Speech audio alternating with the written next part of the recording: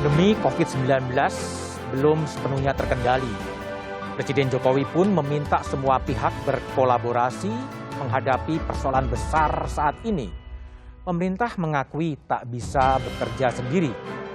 Meski demikian, pelibatan seluruh elemen masyarakat dinilai belum berjalan. Sementara gerakan akar rumput yang ini berkembang pada akhirnya akan menemui keterbatasan. Lantas bagaimana pemerintah merangkul civil society dalam perang melawan pandemi? Inilah satu meja The Forum. Atasi pandemi, pemerintah jalan sendiri dalam tanda tanya.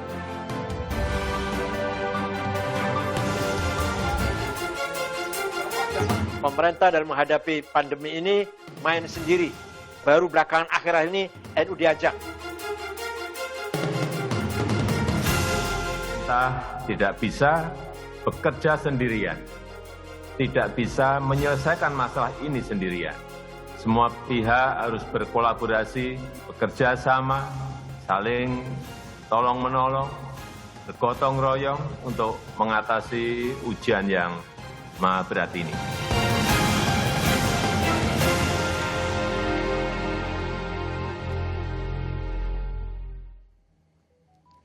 Rabu 28 Juli 2021, pemerintah mengumumkan tambahan kasus baru COVID-19 sebanyak 47.791 orang. Jumlah orang yang meninggal 1.824 dan 43.856 orang sembuh.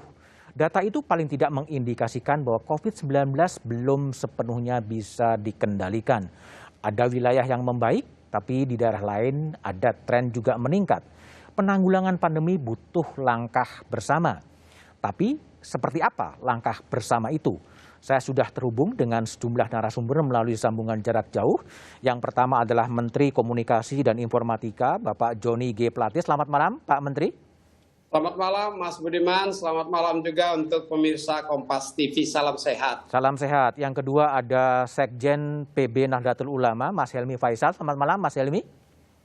Selamat malam, Assalamualaikum Pak Budiman, sehat semuanya. Waalaikumsalam. Kemudian ada Dewan Pakar Ikatan Ahli Kesehatan Masyarakat Indonesia, Dr. Agustin Kusumayati. Selamat malam, Dr. Agustin. Selamat malam, Mas Budiman. Selamat malam para pemirsa semuanya. Assalamualaikum warahmatullahi wabarakatuh. Di segmen kedua nanti akan bergabung juga Ketua Umum terpilih dari PBID, Dr. Adib Kumaydi. Sebelum saya memulai diskusi, kita coba dengar terlebih dahulu pernyataan dari Ketua Umum PBNU, Said Agil Sirot, soal bagaimana kolaborasi antara pemerintah dan juga masyarakat sipil. Pemerintah dalam menghadapi pandemi ini main sendiri. Baru belakangan akhir ini NU diajak. Vaksinasi NU diajak di beberapa tempat. Dulu awal-awal setahun kemarin sama sekali kita tidak pernah diajak bersama-sama mengatasi pandemi ini. Jangankan diajak ngomong pun tidak. Oleh karena itu benar apa kata Mas Muhaimin tadi, selama ini pemerintah masih gagal dalam menghadapi wabak pandemi COVID-19 ini. Oke, baik. Saya akan mengkonfirmasi ulang kepada Mas Helmi Faisal sebagai Sekjen PBNU. Ini apa, Mas Helmi? Tiba-tiba Kiai Said melontarkan kritik bahwa pemerintah jalan sendiri untuk menanggulangi pandemi. Apa yang sebenarnya terjadi? Jadi begini, Pak Budiman. Salah satu kunci utama dari penyelesaian kita menghadapi wabah COVID-19 ini adalah kita bersama-sama membangun apa yang disebut sebagai herd immunity atau kekebalan komunal. Dan kekebalan komunal itu bisa ditempuh dengan dua cara. Pertama, secara natural, artinya masyarakat diedukasi untuk hidup sehat, minum vitamin, olahraga yang rajin, karena terus jujur saja kan belum menjadi satu lifestyle di kalangan masyarakat ini untuk mengkonsumsi vitamin secara cukup. Ya. Nah kemudian yang kedua adalah tentu dengan vaksinasi. Kalau kita belajar dari negara-negara di Eropa, ya kemarin kita lihat Piala Eropa, penonton dan pemain bola juga tidak menggunakan masker. Di Amerika, di Singapura, mungkin di Australia. Ya. Maka kuncinya adalah mereka membangun herd immunity. Nah kebetulan lifestyle mereka itu memang cara hidup mereka sehat ya. Nah jadi kalau kita melihat Pak Presiden Jokowi menyampaikan vaksinasi belum optimal ya.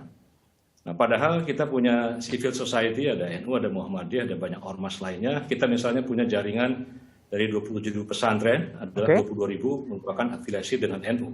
Nah, kalau sejak awal sebetulnya diajak untuk rembuk ya, bagaimana memecahkan koordinasi. Juga misalnya kita punya 22 rumah sakit NU ya, tersebar di seluruh Indonesia. Ini sebetulnya kita sudah menginisiasi jalan ya.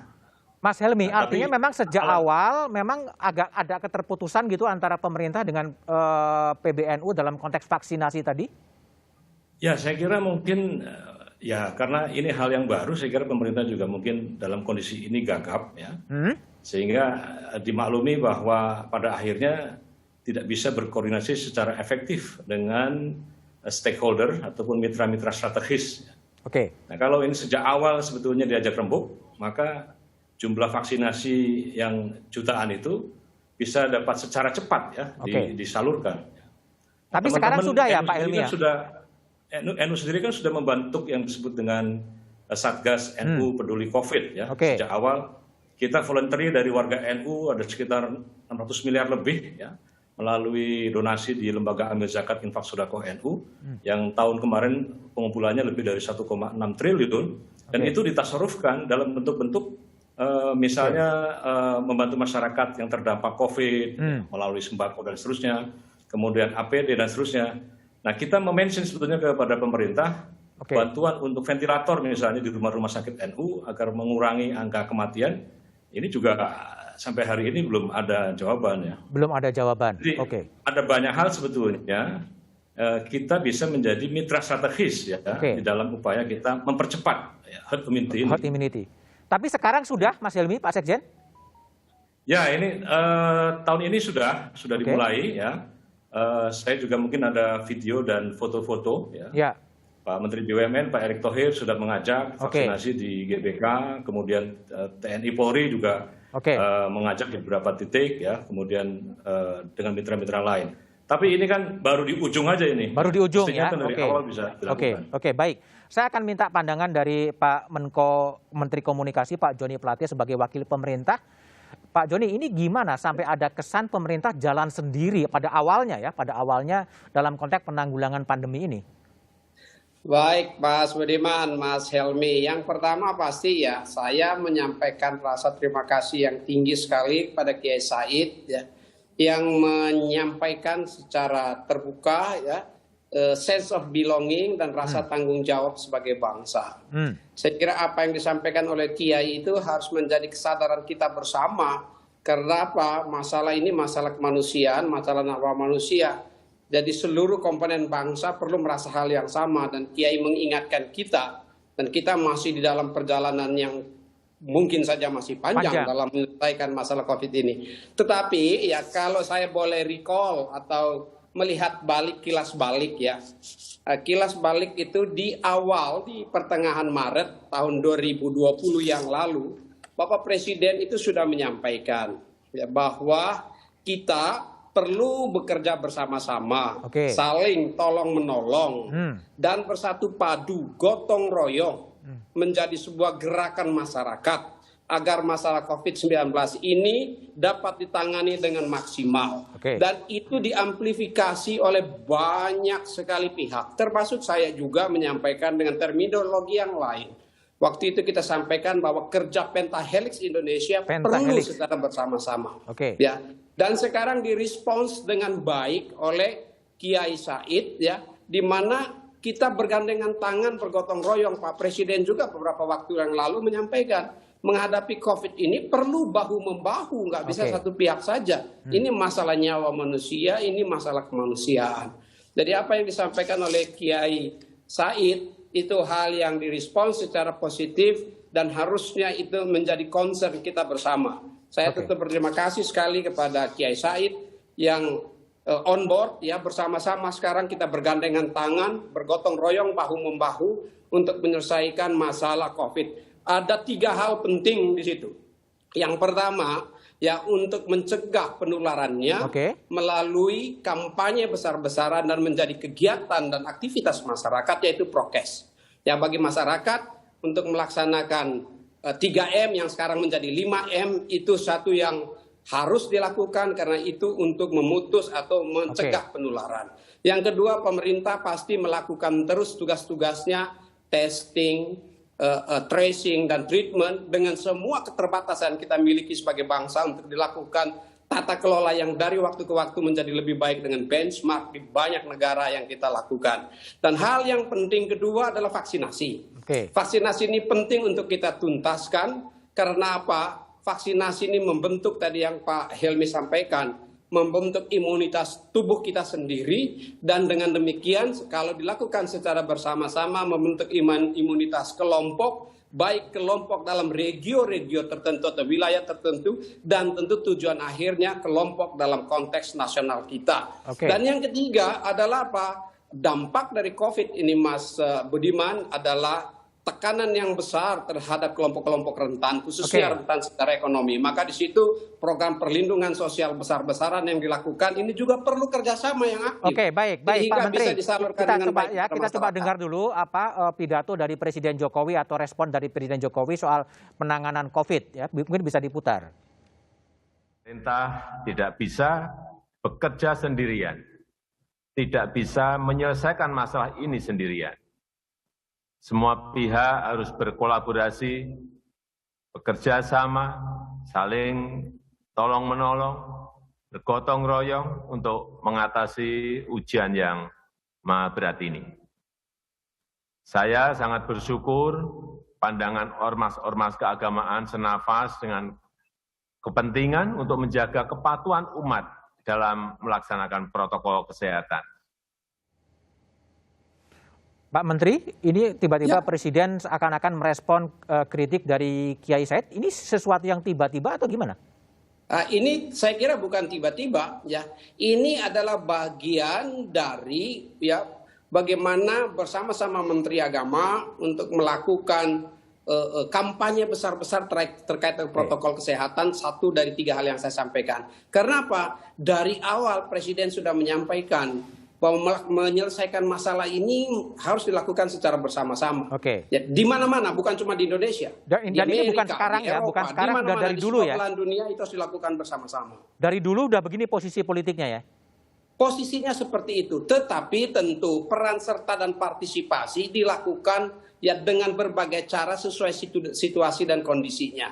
Nah, barangkali yang dimaksudkan tadi adalah yang secara fisik dan secara teknis ya.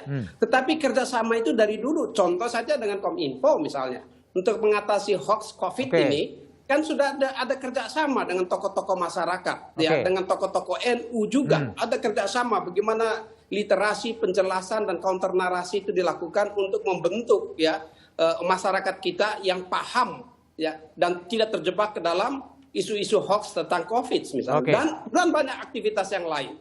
Hanya barangkali belum maksimal. Ini Kiai menyampaikan supaya dia menjadi maksimal. Sekarang terbuka ruang yang lebih luas. Itu harusnya disambut dengan secara positif dan itu hal yang baik. Saya pindah ke Dr. Agustin Kusumayati, Dewan Pakar Ikatan Ahli Kesehatan Masyarakat.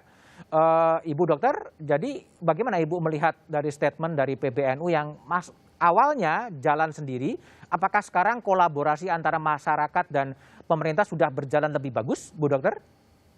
Ya, memang kejadian wabah ini kan suatu kejadian emergensi ya, dan kita belum punya pengalaman sebelumnya. Sehingga bisa dipahami kalau pada waktu awal-awal itu kita memang sedang belajar. Saya melihat semakin lama semakin banyak unsur-unsur masyarakat yang dilibatkan dan kerjasama semakin baik.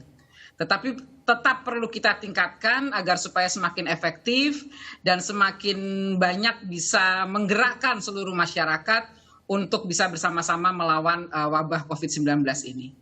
Kalau Bu Dokter lihat strategi komunikasi dari pemerintah seperti apa Bu dalam konteks penanganan COVID ini? Pemerintah cukup baik dan bersungguh-sungguh ya untuk berkomunikasi dengan berbagai pihak dan menggerakkan partisipasi berbagai pihak. Cuma sekarang ini kan memang yang namanya media sosial itu memang luar biasa begitu ya. Sehingga kemudian kita memang menghadapi pihak-pihak yang masih dalam tanda kutip ya mengacaukan komunikasi ini, bahkan mengacaukan pendapat atau pengetahuan dari masyarakat. Nah ini yang masih belum begitu efektif kita menghadapinya. Oke, baik. Saya kembali ke Pak Sekjen, Pak Helmi Faisal Zaini, Sekjen PBNU. Tadi kan Pak Menkominfo mengatakan bahwa sejak awal sebetulnya pemerintah kemudian mengajak masyarakat sipil untuk bergotong royong bersama-sama untuk mengendalikan COVID. Tetapi kok masih ada kelompok-kelompok masyarakat, kelompok-kelompok ormas yang kemudian masih merasa ditinggalkan, tidak dilibatkan. Itu apa yang sebenarnya terjadi? Proses komunikasi yang nggak berjalan atau seperti apa? Tapi jawaban dari Pak Sekjen PBNU setelah jeda berikut ini.